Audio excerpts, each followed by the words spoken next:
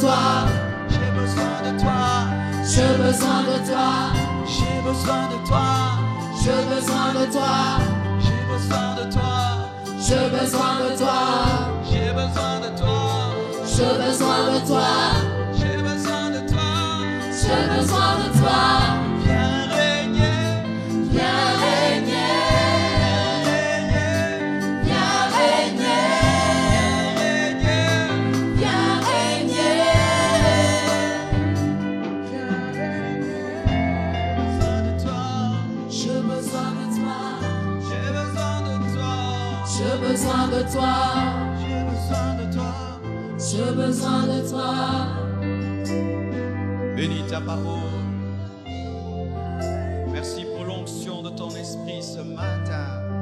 Merci pour ta grâce dans la louange depuis le premier culte qui nous accompagne de ce second culte. Merci pour la joie dans nos cœurs, la gratitude et la reconnaissance. Et nous sentons dans nos cœurs que quelque chose est en train d'arriver. Oh Dieu, merci. Oh, merci parce que tu règnes dans ma famille. Tu règnes dans la famille de mon frère, de ma sœur. Tu règnes dans toutes les familles de cette église. Permets-moi de communiquer fidèlement ta pensée. Jésus, Saint-Esprit, aide-moi. Je terrasse les puissants de ténèbres et je libère ces lieux de toute emprise maléfique. Au nom de Jésus-Christ de Nazareth. Amen. Acclamons le Seigneur.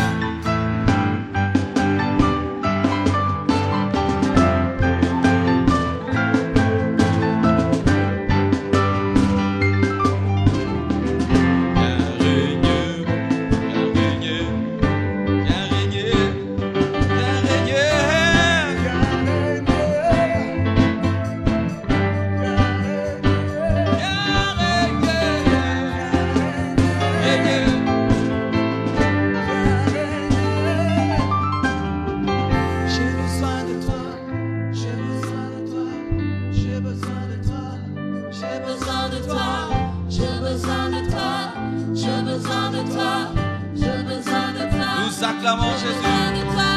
J'ai besoin de toi. J'ai besoin de toi. J'ai besoin de toi. J'ai besoin de toi.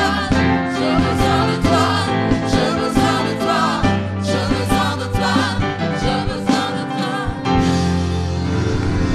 Gloire à Jésus. Amen. Je vous salue au nom de Jésus.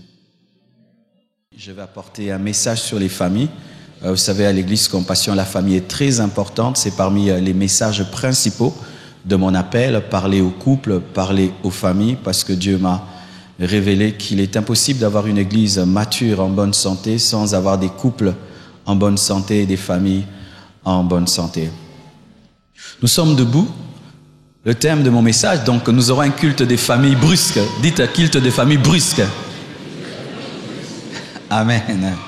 C'est une bénédiction brusque, tout à coup. Amen. Proverbe 18, verset 21. Proverbe 18, verset 21. La Bible dit: la mort et la vie sont au pouvoir de la langue. Quiconque l'aime en mangera les fruits. Dis à ton voisin des petites paroles puissantes. Puissantes. À ton voisin de droite. À ton voisin de gauche, à ton voisin de devant, à ton voisin de derrière, seulement à ton voisin qui te sourit, à ton mari, à ta femme, que Dieu bénisse abondamment. Acclamons le Seigneur.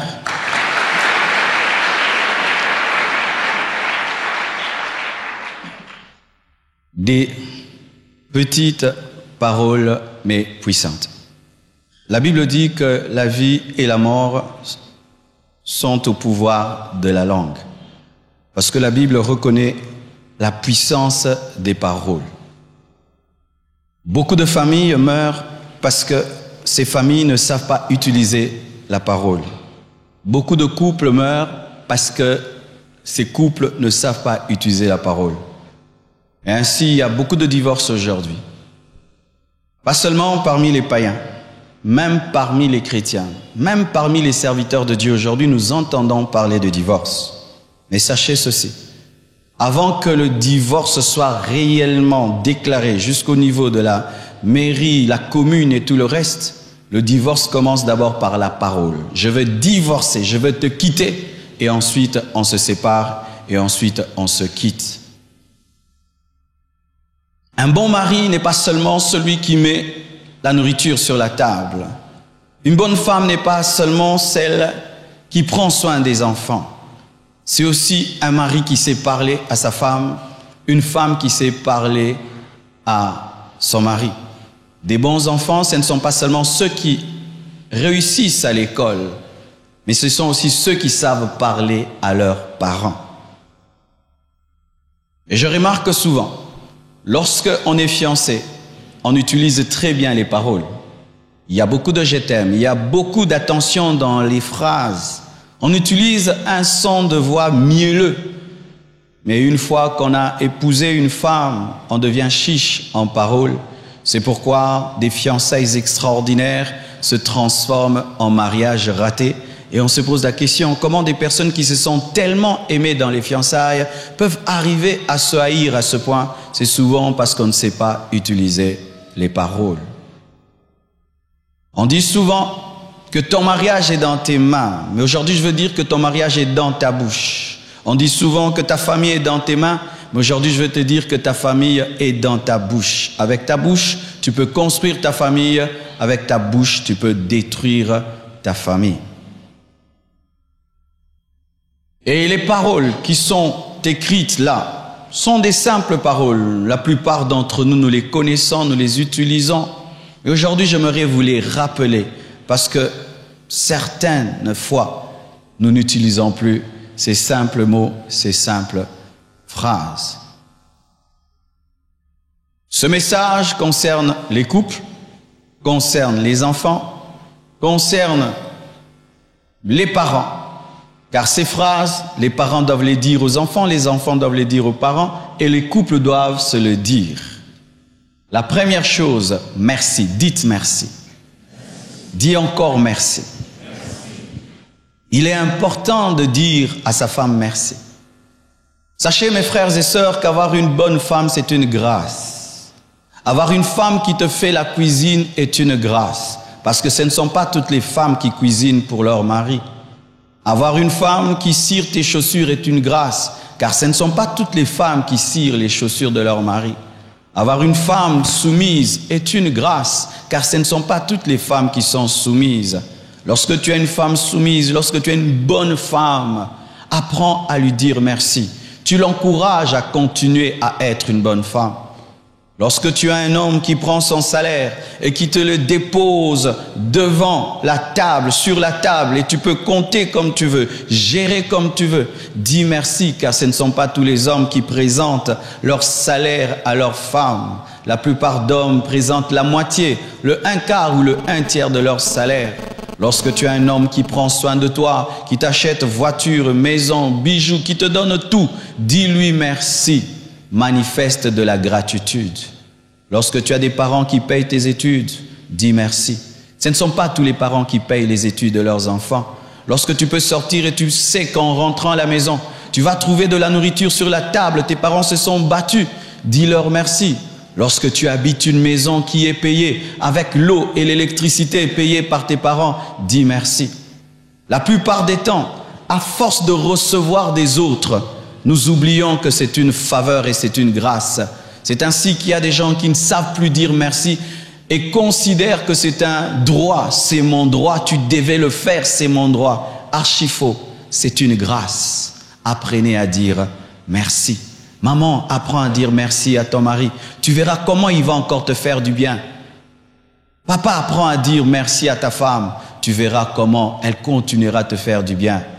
Tu peux avoir des parents qui te font du bien, mais à cause de ton ingratitude peuvent être découragés. C'est quand tu vois des enfants qui étudient dans des bonnes écoles demain, les parents les mettent dans des écoles normales. Pourquoi? À quoi bon? Ces enfants ne sont pas reconnaissants. Quelle est la dernière fois que tu as dit merci à tes parents? Quelle est la dernière fois que tu as dit merci à ta femme? Merci à ton mari? Merci aussi à tes enfants, car il y a aussi des parents qui ne disent plus merci. Sachez, chers parents, qu'avoir des enfants reconnaissants, qui dans ta vieillesse peuvent t'acheter une voiture, t'acheter une maison, t'acheter des vêtements, prendre soin de toi dans la vieillesse parce que tu as été un bon père. Il n'y a pas beaucoup d'enfants qui se comportent ainsi. Parents, apprenez aussi à dire merci à vos enfants. Partout où il y a ingratitude, la grâce s'arrête. Amen. Partout où il y a l'ingratitude, la grâce s'arrête. C'est vrai que mes parents doivent faire du bien. Ma femme doit être soumise. Mais sachez ceci, que la bonté sur cette terre est une exception. Tu es en train de vivre une exception, sois reconnaissant. Un jour, un homme entend sa femme lui dire « Qu'est-ce que tu as fait pour moi ?» Des phrases qui sortent des fois dans les couples. Tu entends un couple, une femme qui dit à son mari « Qu'est-ce que tu as fait pour moi ?» Tu entends un mari dire « Qu'est-ce que tu as fait pour moi ?» Même des enfants qui disent à leurs parents « Qu'avez-vous fait pour nous ?» Et un jour, un homme, sa femme lui dit cela « Qu'as-tu fait pour moi ?» Écoutez sa réponse. Même Bobby Ladao n'a pas reconnu ce que Mobutu a fait pour elle. Et alors toi, si tu ne crois pas, il n'y a pas de problème. Merci. Deuxième mot, pardon. Dites pardon. Il y a très longtemps que tu as utilisé ce mot pardon. Quelle est la dernière fois que tu as dit pardon à ta femme? Quelle est la dernière fois que tu as dit pardon à tes enfants? Quelle est la dernière fois que tu as dit pardon à tes parents? Quelle est la dernière fois que tu as dit pardon à ton mari? Quelle est la dernière fois? Un homme a dit que dans la vie, il faut écrire la bonté, les bonnes œuvres qu'on te fait sur le roc et les mauvaises sur le sable. Lorsque quelqu'un te fait du bien, dis merci, écris sur le roc. Et lorsqu'il te fait du mal, écris sur le sable afin d'oublier. Vous voyez ces hommes que je viens de vous présenter, ça fait 18 ans, 19 ans que je les ai dans ma vie. Et je suis plein de gratitude. Pourquoi? Au temps de ma faiblesse, ils étaient là. Ils me donnaient des sommes d'argent que je ne voyais presque jamais. Ils me soutenaient quand c'était difficile. Et aujourd'hui que Dieu a béni le ministère, je ne peux pas oublier ce que ce couple a fait pour moi dans le temps de ma faiblesse. Est-ce que tu sais être reconnaissant et est-ce que tu sais pardonner? Pardon réclame toujours l'humilité. Les hommes fiers, orgueilleux ne demandent pas pardon. Des fois, ta femme ne te demande pas beaucoup, elle te demande seulement de t'humilier et demander pardon. Des hommes qui trompent leurs femmes et quand les femmes les attrapent, tu tabasses encore ta femme trompée. Ah frère, tu es courageux, obéis-tu sous. Tu es attrapé et tu deviens boxeur. Alléluia. Et tu sais que tu as tort. Une femme un jour attrape son mari dans l'adultère. Elle avait toutes les preuves. Et puis elle m'amène son mari. Elle dit, pasteur, cet homme m'a trompé. Voici les preuves, voici toutes les preuves. Et je parle à son mari. Son mari dit, Mounomakasi. Donc c'est ce genre de personne, tu l'attrapes en flagrance. Mais il dit qu'il n'a rien fait. Et puis, son mari est parti. Et puis j'ai dit à sa femme, qu'est-ce que tu veux? Écoutez ce que la femme dit. Cette femme dit ceci, je ne demande rien d'autre, qu'il avoue seulement et je vais lui pardonner. Je veux seulement qu'il avoue. Et le monsieur refuse de dire pardon. Pardon, il ne peut pas dire ça. Et un jour, il va au travail et à son retour, il trouve sa maison vidée. La femme a vidé toute la maison, télé, tout. La maison était vide et elle est allée à Brazzaville. On lui avait demandé de dire seulement pardon. Ça lui a coûté quoi? Tout. Et aujourd'hui, mes frères et sœurs, depuis que sa femme est partie, il n'est rien dans la vie. Car sachez, mes frères, que la femme, on ne la remplace pas comme les chaussures. On ne remplace pas la femme comme une veste. On ne remplace pas la femme comme un micro. La femme, on ne la remplace pas comme ça. Ce n'est pas un pneu. Ce n'est pas un pneu. Oh, va-t'en, un autre, va-t'en. Oh, fais très, très attention. Même les greffes ratent. Alléluia. On t'enlève un cœur et puis on te met un autre cœur et puis on dit ce n'est pas compatible. Tu changes de femme. Qui te dit que l'autre te sera compatible? Qu'elle va supporter ton odeur et tes défauts? Nabizoleli.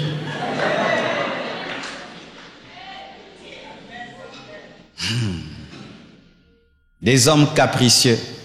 et qui pense que tu peux changer une femme et puis l'autre va t'accepter. Cette femme a fait 20 ans avec toi. Essaie de t'habituer à tes épines au point où elle ne sent plus tes épines. Celui qui s'habitue au feu ne sent plus le feu. Et toi, tu as un caractère feu. Ta femme est habituée à ce caractère feu. À force de se brûler à toi, elle s'est habituée. Et puis tu lui as dit, va-t'en, je prends une autre. Qui te dit que celle-là va supporter ce caractère que tu as? Parce que des fois, tu penses que tu es bon, alors que tu es très mauvais. C'est la bonté de ta femme qui a couvert tes défauts. Alors la nouvelle, elle, te révélera que tu étais un démon. Est-ce que je parle à quelqu'un? Ne vous amusez pas à vous séparer, mes frères et sœurs. Il ne s'agit pas d'un micro, ni des chaussures, ni d'une veste. Il s'agit d'une personne qui s'est habituée à toi. Pardon. Demande l'humilité. Et quand il s'agit de demander pardon, on ne demande pas pardon comme ça. Limbisa ngai. Makamongo sili. Quand on demande pardon, on regarde dans les yeux. Pardon. Chaque fois que tu demandes pardon, tu dois chercher le regard de l'autre afin qu'il soit sûr que cela vient de ton cœur. Car la bouche peut dire pardon, mais le cœur ne le dit pas. Demandez pardon en regardant. Amen. Hein? En regardant. Et donner aussi à l'autre le temps d'être guéri. Donne-moi l'amen. Ben, je vais dire ça vite, mais je vais quand même dire. Tu trompes ta femme. Elle te pardonne, mais ce n'est pas du jour au lendemain qu'elle va accepter de dormir. Laisse-la le temps d'être guérie. Mais certains, ils demandent pardon lundi, ils veulent aussi lundi. Non, non, non. Attends même samedi. Je ferme la parenthèse, alors. Je sors. Je sors. Dites je sors. Je sors. Ce terme-là, quand tu es célibataire, vraiment tu ne le diras pas. Si tu habites ton ghetto, tu sors, tu reviens, tu dis au revoir télé, au revoir chaise et tu sors. C'est pourquoi si tu n'es pas fatigué de ta liberté de célibat, ne te marie pas. Parce que quand tu vas te marier, tu dois dire à ta femme, je sors, à ton mari, je sors, et il va te poser la question, où vas-tu? Tu dois dire où tu vas. Et tu ne dois pas dire, je vais en ville. Tu dois préciser où précisément en ville, parce que la ville les a gaillards.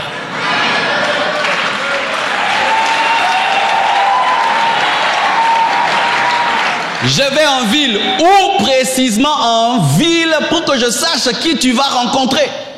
Si tu ne veux pas le contrôle dans ta vie, ne te marie pas. Une fois que tu te maries, l'autre a le droit de te contrôler et tu ne peux pas sortir quand tu veux. Tu dois toujours dire je sors. Même si l'autre sait où tu vas, tu dois lui dire je sors. Parce que tu ne vis pas avec une statue, tu vis avec une personne. Je suis en train de causer avec ma femme, je dois venir prêcher. Même si elle sait que je viens prêcher, je dis, ok, maintenant j'y vais. Amen. Hein? Mais c'est pas que nous causons et puis, sans couper, je sors. Je vais à tel endroit précisément. Il faut toujours dire où tu vas parce que ça permet à l'autre de te contrôler. Et quelqu'un qui ne veut pas le contrôle est dangereux et est bizarre. Les hommes qui vivent dans la fidélité n'ont pas peur du contrôle. Mets même une caméra sur moi. Suis-moi partout. Je n'ai rien à cacher. Mais toi, tu es devenu comme CIA, FBI. Tu sais comment échapper à la surveillance de ta femme. C'est bizarre. Et ça va donc... Oh, tu poses la question. Ton mari est où? Moi-même là, je ne sais pas comment. Ah, lui c'est terrible. 007. James Bond. Ouais, certains vous êtes venus à l'église, ta femme ne sait même pas que tu es venu à l'église, vrai ou faux? Parce qu'après le culte, tu iras quelque part. Je sors. Et les enfants, c'est puis-je sortir? Puis-je sortir? Aujourd'hui, les enfants ne demandent plus la permission. Papa, bye. On va nager. Qui vous a donné la permission? On va nager. Cher enfant, lorsque tu sors de la maison sans la permission de tes parents, tu n'es pas sous la protection divine. C'est pourquoi beaucoup de malheurs arrivent aux enfants parce que les anges de votre destinée ne vous protègent pas parce que vous êtes en rébellion. un homme de Dieu, un grand prophète nigérien. Il a perdu tous ses enfants et sa femme à cause de cela. C'est un homme qui a eu des attaques démoniaques terribles dans sa vie et Dieu lui avait dit, tu dois veiller sur les sorties de tes enfants. Et un jour, sa femme et ses enfants décident de sortir sans sa permission. Il leur dit, je sens que vous ne devez pas sortir. Les enfants s'entêtent et leur mère y vont et tous meurent. La femme et les enfants, tous meurent dans un accident. Pourquoi? La désobéissance. Puis-je sortir? Lorsque tu habites chez tes parents, tu dois poser la question, puis-je sortir? Et si même tu es déjà âgé, que tu n'es pas un gamin, tu dois toujours dire quand tu sors. Quand tu sors, chers parents, votre maison n'est pas une poubelle où les gens peuvent venir et entrer quand ils veulent. Il faut surveiller cela. Car tant qu'un enfant est sous ton toit, quel que soit son âge, il est sous ta responsabilité. Et si un malheur arrive, Dieu te demandera des comptes. Je sors. Au revoir. Je vais à tel endroit. Quatrièmement, je serai en retard. Dites, je serai en retard. Mes frères et sœurs, beaucoup de femmes se font du mauvais sang à cause de l'absence de cette phrase. Tu l'as habitué à toujours rentrer à 20 heures. Mais ce jour-là, tu rentres à 1 heure du matin. Ta femme sera dans la peur et dans la crainte. Pour ma part, s'il m'arrivait, après un culte de 20 heures, je rentre à 1 heure du matin, ma femme vraiment aura peur. Elle aura peur qu'on m'ait enlevé. Amen. Mais n'aura pas peur que je suis allé chez une autre. Amen.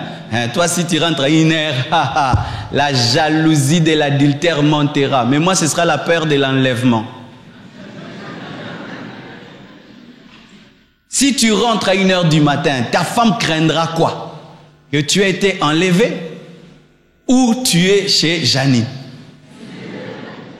Si ta femme pense à Janine, donc elle sent que tu es impudique et adultère. Mais si elle pense à l'insécurité, donc elle sait que tu es un homme fidèle, mais ce jour-là, les choses ne sont pas passées comme d'habitude. C'est pourquoi, afin d'éviter tout cela, apprenez toujours à dire « je serai en retard ». Aujourd'hui, je rentrerai 1 heure en retard, 2 heures en retard. Aujourd'hui, je ne rentrerai pas comme prévu parce que le chef m'a donné tel et tel travail. Aujourd'hui, je ne serai pas là à temps. Ainsi, tu donnes la paix à l'autre, mais aussi, il sent que tu acceptes son contrôle. Et pire même des enfants. Aujourd'hui, des enfants se permettent de rentrer à 2 heures du matin, 3 heures du matin, sans permission des parents. Sachez que nous, dans cette église, nous ne permettons pas ça. Nous ne sommes pas une église qui encourageons ces choses. Si tu veux dormir à l'église, tu dois demander la permission à tes parents. Amen. Quand on a jeune retraite, vous devez demander la permission à vos parents. Et quand tu habites une famille dans laquelle on vous demande de rentrer à 19h, à 19h, rentre à la maison. Amen. Je ne détruis pas la vie de mes enfants et je ne peux pas te pousser à détruire ta vie. Amen. Nous encourageons que les familles soient stables, soient bien structurées, car c'est ce qui engendre des églises puissantes. Et même quelque chose que j'ai oublié, je suis arrivé. Dites, je suis arrivé. C'est un mot que nous n'utilisons pas souvent, mais qui est source de beaucoup d'inquiétudes. Imagine, tu vas visiter quelqu'un à 23 heures, vous vous quittez à 0 heure, et tu arrives à 1 heure, mais tu ne lui as pas dit que tu es arrivé. Il risque de se faire du mauvais sang. Et la plupart du temps, nous ne disons pas à ceux avec qui nous avons été que nous sommes arrivés. Et des fois même, nous prenons des avions. Tu arrives, mais tu ne téléphones pas que tu es arrivé. Une fois, j'ai eu la peur de ma vie. Toute ma famille a voyagé. Ils étaient allés, je crois, en vacances à Bruxelles. Et moi, j'étais resté. Et ils sont partis. Et je connaissais l'heure d'arrivée. Et ils ne me téléphonent pas. Vous savez que j'ai eu peur. J'ai cru que l'avion s'est crashé. J'ai cru que l'avion s'est crashé. Et vers le soir, il m'appelle. J'ai dit, pourquoi on n'avait pas appelé? Un problème de téléphone, de connexion et tout le reste. Mais imaginez le quart d'heure que j'ai passé. Le diable m'a donné beaucoup de pensées. Et des enfants même. Les parents se battent pour t'amener en Europe, aux États-Unis. Tu arrives aux États-Unis, au lieu d'appeler ceux qui ont payé le billet. Ah, state, kaka. Ah, state. Ah, state. Mais ben, bavier. Ah, state. Hey, State, oublie les États-Unis, appelle ton père, ta mère, dis aux gens qui t'aiment, je suis arrivé. Je suis arrivé. Je suis arrivé. Dites bonne nuit. Qui a dit bonne nuit à sa femme hier? Ou bien vous avez dormi comme deux sacs parallèles? Il y a des gens mariés qui dorment comme deux sacs parallèles. Pour qu'ils se yeux, bim. Il faut beaucoup d'éducation pour avoir un couple solide, mes frères et sœurs. C'est pourquoi si tu sors d'une famille dans laquelle il n'y avait pas toutes ces manières, il faudrait laisser le Saint-Esprit te réajuster, car tes tares vont détruire ton couple. Tu ne peux pas dormir avec une femme sans lui dire bonne nuit. Tu ne peux pas dormir avec un homme sans lui dire bonne nuit. Vous n'êtes pas des cousins ou des cousines. Même les cousins ont dit bonne nuit. Alléluia. Et la bonne nuit annonce des bonnes nuits.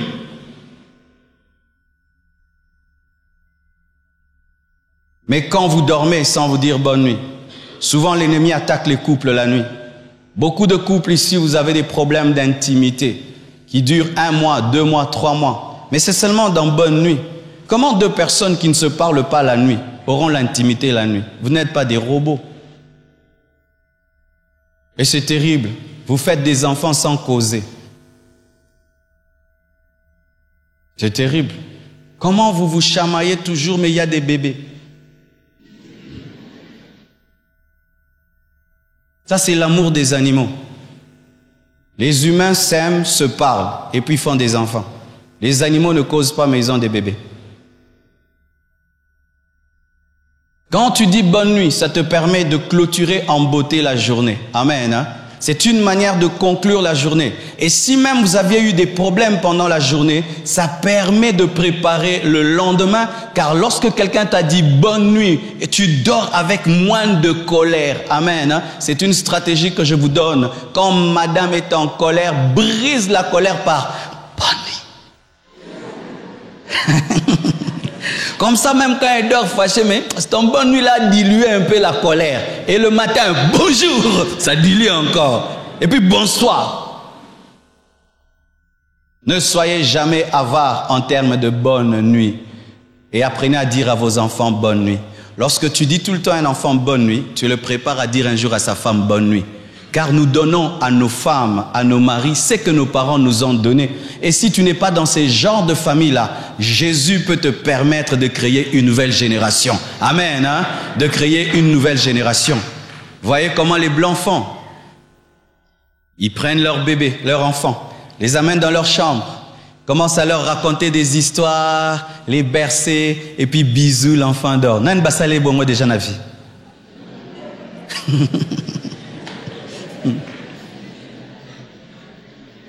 Bobeto Solini, mango bo tango.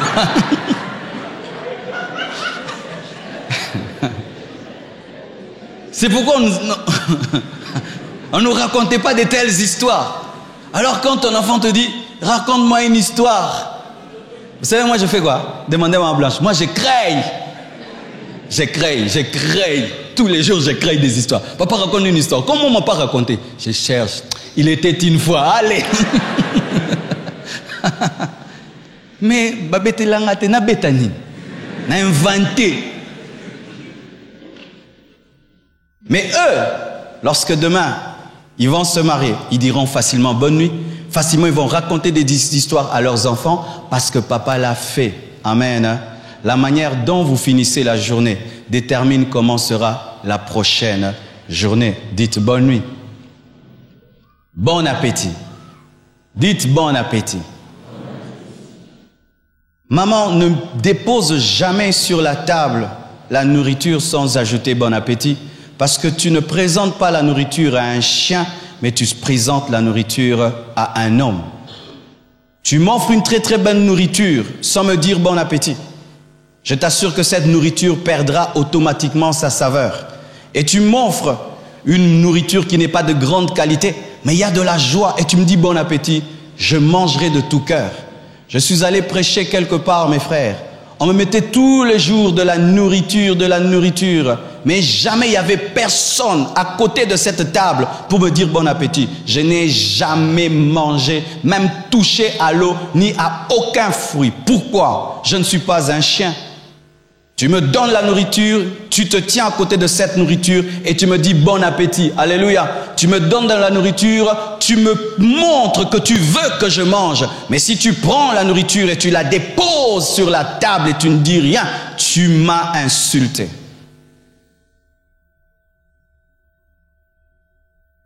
Il y a une stratégie dans bon appétit. Bon appétit permet de causer à table.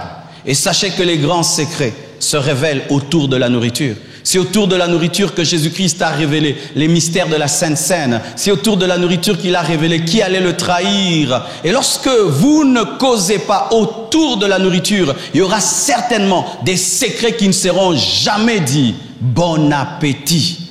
C'est-à-dire que j'ai préparé avec joie et je suis content. Amen. Bon anniversaire. Dites bon anniversaire. Il t'est déjà arrivé qu'on oublie ton anniversaire? Lève la main. Ça t'a fait quoi? Très mal, n'est-ce pas?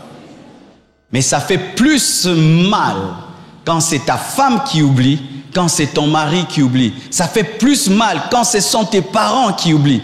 Beaucoup d'enfants sont blessés, voyant leurs parents oublier leurs anniversaires, mais voyez leurs amis se battre pour leur faire une surprise, mais personne dans la famille n'a pensé à cela. Imagine que tout le monde ait dit bon anniversaire à ta femme, mais toi qui dors avec elle, tu ne l'as pas fait. Quelle blessure! Celui qui oublie ton anniversaire oublie une grande partie de ta vie.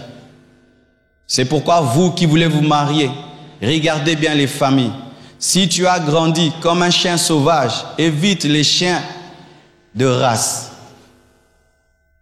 Il y a une différence entre les chiens de race et les chiens sauvages. Les chiens de race, ce sont ces chiens européens là, les caniches et tout le reste. Ce sont des chiens très sensibles. S'il n'est pas bien lavé, il tombe malade. S'il n'a pas bien mangé, tu vois, il est vraiment triste. Mais il y a d'autres chiens, les chiens de Kishenzi. Tu peux le tabasser, il viendra manger. Tu ne le laves pas, il est content. Tu veux le laver, il fouille, il te mord. Et souvent, certains d'entre nous, nous avons été éduqués à la sauvage. Dites à la sauvage. Donc, il n'y a pas de bon anniversaire, il n'y a pas de cadeaux. Si même tu pleures, il n'y a pas de cadeaux, on te tape encore. Tellement noyo, azole la pona cadeau, moi noyo, hein? Vis. Mais il y a d'autres, depuis qu'ils sont enfants, c'est toujours bon anniversaire. Chaque année, ils grandissent comme ça. Quand ces deux écoles se marient, c'est la catastrophe. À moins que tu puisses t'ajuster à l'autre. C'est quand tu vois un homme oublier l'anniversaire de sa femme pleure. Elle dit, pourquoi tu pleures? Mais tu as oublié mon anniversaire. Oh, kawana kaka. Mais... c'est petit pour toi, mais ce n'est pas petit pour elle. Tu dois t'adapter parce que tu t'es marié. Bon anniversaire. Bon anniversaire. Et ajoute aussi un cadeau. Amen. Si tu n'as pas un cadeau, donne un bisou. Si tu n'as pas un cadeau, donne un bisou. Ah, les Africains, si tu n'as pas un cadeau, donne un bisou. Et tu peux lui donner le nombre de bisous qui sont liés à son âge. 30 ans, 30 bisous. 40 ans, 40 bisous. Oh, donne-moi la main.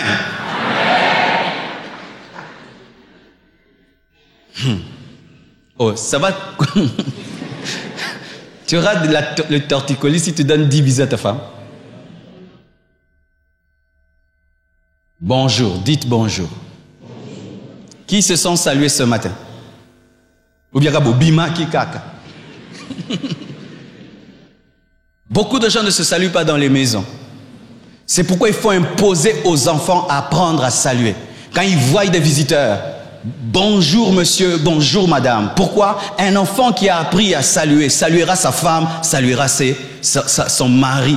Mais si vous n'apprenez pas à temps à vos enfants à saluer, vous aurez des couples, nous aurons des couples de gens qui ne se saluent pas, alors que le bonjour est le démarreur de la journée. La journée commence par bonjour, par bonjour. Tu ne peux pas demander à ton mari l'argent sans dire bonjour. Tu dors comme ça, on te réveille. Mon bondo. achète ceci.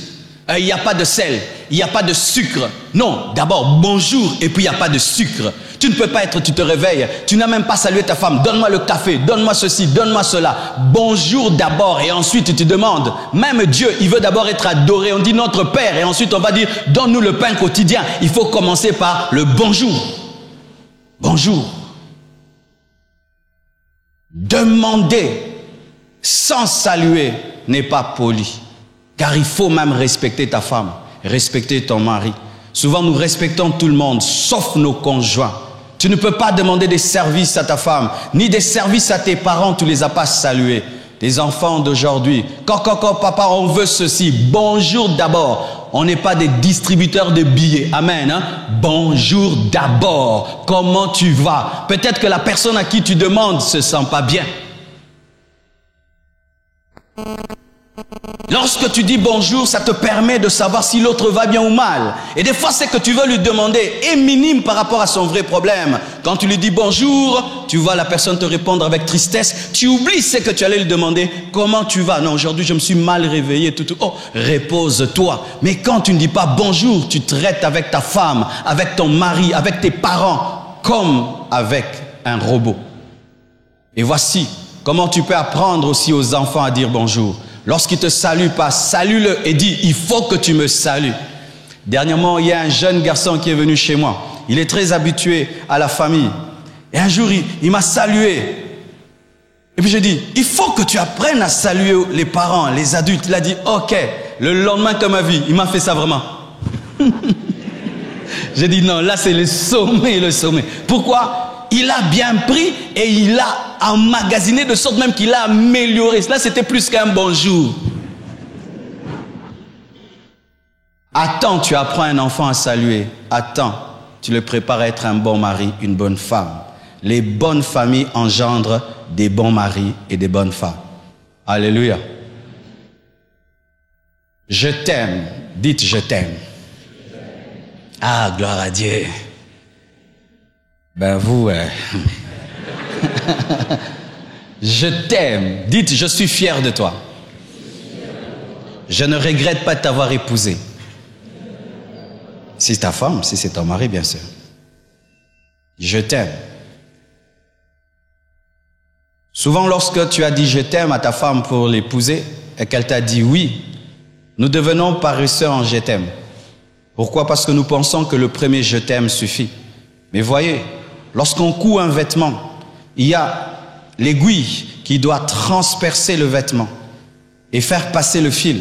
Mais pour coudre, il faut plusieurs fois que l'aiguille puisse transpercer le vêtement et plusieurs fois, et ça fait une belle veste. Pareil aussi, pour bâtir un couple, il faut plusieurs je t'aime, plusieurs je t'aime, plusieurs je t'aime, plusieurs je t'aime, et plusieurs je t'aime, et plusieurs je t'aime.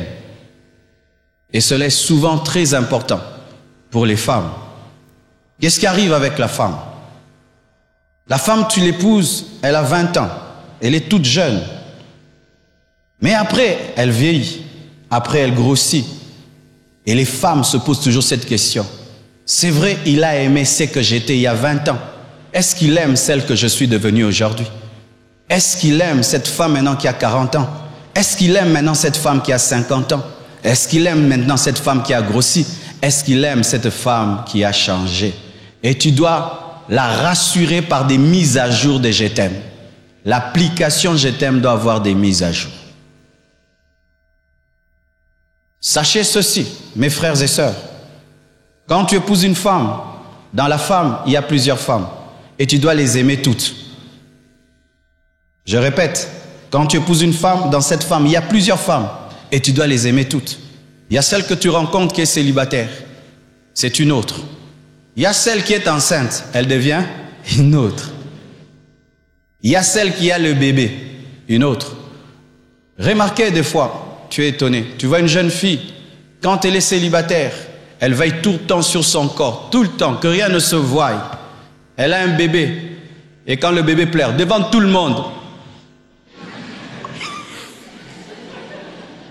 Mais pourquoi ça? Mais le bébé a pleuré. Elle n'a plus honte. Pourquoi? Elle est devenue une autre. L'autre là aussi, tu dois l'aimer. Celle qui est devant tout le monde là. Et après, quand elle aura 2 enfants, 3 enfants, elle devient une autre. Quand elle aura la ménopause, elle devient une autre. Et tu dois l'aimer, et l'aimer, et l'aimer encore, et l'aimer encore. En soi, pour durer dans le mariage, il faut tout le temps des mises à jour. Mais certains, tu as une femme de 50 ans, mais tu aimes la femme là de 20 ans. Elle n'a plus 20 ans. Tu as maintenant la femme de 50 ans. Donne-moi l'amen.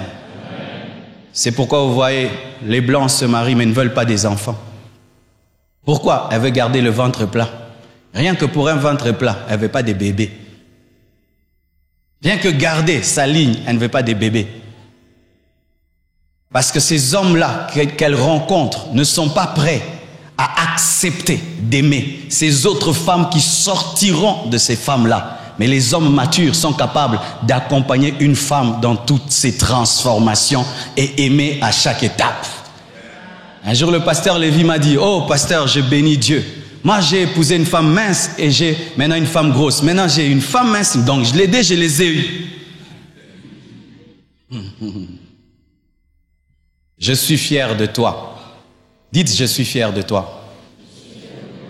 Nous, les papas, nous aimons ça. Quand une femme te dit qu'elle est fière de toi, tu te sens comme Superman. Dites amen. Je t'assure. Parce que l'homme a besoin de se sentir honoré et respecté. Il veut sentir que sa femme le prend pour un Superman. Je t'assure, même le pousse-pousseur aimerait que sa femme lui dise, ah, l'équipe a pousse-pousseur, nyo sa Kinshasa, batanga ba pousse-pousseur, batanga yo l'équipe, yango solo mama. Je te dis la vérité. Tu peux dire amen quand je prêche, ce n'est rien. Mais quand je prêche, je regarde ma femme comme elle sourit là. J'avance encore. J'avance. Alléluia. Encourage ton mari. Dis-lui, je suis fier de toi. Tu es un bon mari. Tu es un bon mari. Et une autre chose, ajoute, je ne regrette pas de t'avoir épousé. S'il y a une phrase qui blesse dans le mariage, c'est quand l'homme avec lequel tu dors te regarde et te dit, ah,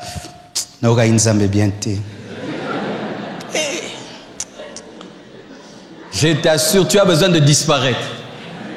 Si j'avais su, j'aurais épousé Soazé. Aide-moi à porter cette croix, Seigneur, jusqu'au bout. Du coup, tu vois la femme, elle n'a plus la force. On m'aime pas, on me tolère. On attend ma mort. Il faut que tu lui dises, je ne regrette pas de t'avoir épousé. Dans les moments difficiles, chère maman, apprenez à dire à vos maris, je ne regrette pas de t'avoir épousé. Parce que quand l'homme passe par des moments difficiles, il sent qu'il ne peut pas tout offrir. Il te regarde, il dit, est-ce que cette femme est heureuse de m'avoir épousé? Et tu viens lui dire, c'est vrai, tu m'offres rien, mais je ne regrette pas. Ça finira par marcher. Alléluia. Et même les enfants, montrez à vos parents que vous êtes fiers d'eux. Ça fait mal aux parents de voir un enfant qui glorifie le parent de l'autre, qui célèbre le parent de l'autre, qui honore le parent de l'autre et qui révèle vraiment ses parents qu'il aurait voulu être l'enfant des autres. Lorsque tu es face à ton père et à ta mère, montre-leur que tu es fier de les avoir. Alléluia. Et si même ils n'ont pas de l'argent à te donner, ils te béniront et cette bénédiction te donnera les finances. Alléluia. Et t'élèvera. Je suis fier d'être ton enfant. Je suis fier d'être ta fille. Je suis honoré d'avoir un père comme toi. La puissance de la parole. Par la parole, tu peux créer. Par la parole, tu peux détruire. Tout dépend de comment tu utilises. Et sachez que la Bible est remplie de paroles bonnes que vous pouvez utiliser. Que Dieu vous bénisse abondamment.